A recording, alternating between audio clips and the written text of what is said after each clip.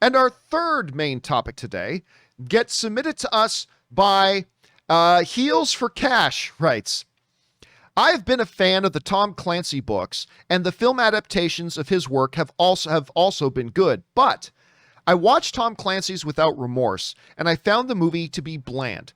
All the pieces seem to be there, and it looks like they should make a better whole than they did. Have you had a chance to check it out? Okay, thanks a lot for sending that in, man. And yes, I did. I sat down immediately when Without Remorse came out to give it a chance because, Rob, you'll remember that when the trailer came out for this thing, I lost my damn mind. I think you did too. I think both of us lost our minds for this trailer. The trailer was fantastic. It's based on Tom Clancy, Michael B. Jordan, who always brings it. Michael B. Jordan always brings it. So we were pretty damn excited for this show. So I sat down with Ann to popped on Without Remorse, broke out a bag of chips and some dip, got myself a soda. Ann had some popcorn out. We sat down to watch Without Remorse. It's awful. It's an awful movie. The first 10 minutes, now I'm not going to go into spoilers here, but the first 10 minutes are really good. Like the first 10 minutes, I thought, well, there's some pretty early 80s cliche dialogue going on, but other than that, the first 10 to 15 minutes, the part of the movie that kind of sets everything up, I thought was really solid. I'm like, okay, we could be in for a pretty good time here.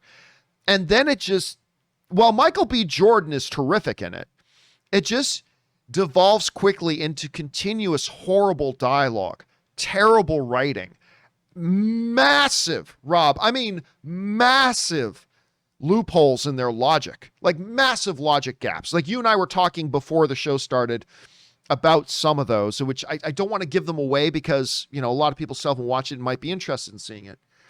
But while this was no Thunder Force, by the way, did you ever bring yourself to watch Thunder Force? Dude, I tried. It's so bad. I understand what they were trying to do, but we've been getting so many different iterations of that kind of superhero story that it felt like it was made by people that hadn't ever come across these kinds of stories. And dude, it was directed by Melissa McCarthy's husband. I mean, that's all we needed to know. But it's not Thunder Force bad. Don't get me wrong. Like, Without Remorse is not Thunder Force bad. Like, Thunder Force is truly one of the most awful movies I've seen in 5 years. It's not that bad.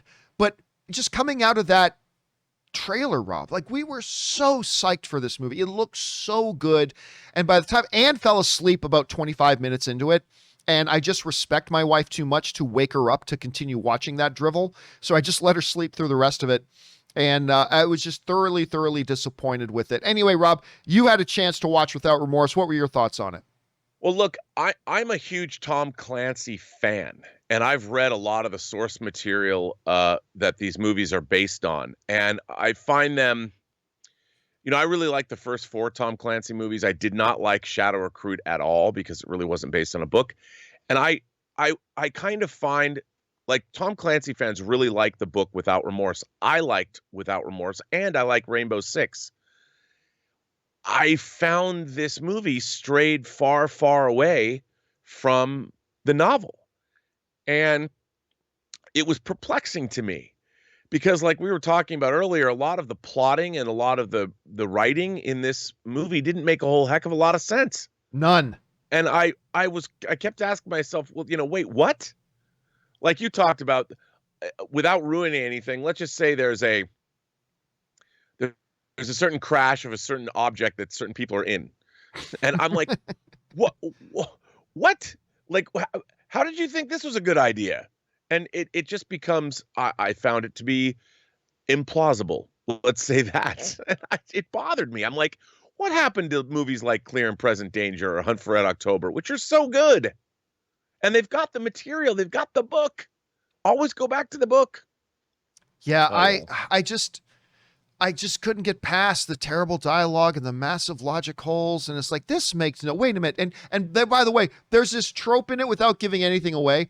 There's this trope in the movie, guys, where, we've seen in movies and TV shows where somebody gets shot and they miraculously don't seem to, suffer the effects of it too terribly badly. Like, there are There are moments in this movie where like our hero gets shot and like literally in movie time, 5 minutes later, he's like moving around like nothing's happening. Like every once in a while we'll grimace like, ooh, but other than that, it's like no impact whatsoever. It's all, anyway, that's just a minor nitpick, but to some larger story issues. Anyway, guys, pretty clear that Rob and I were both really disappointed in Without Remorse. We were both very, very stoked for this thing. I thought the trailers looked fantastic. It's got Michael B. Jordan. How can you go wrong?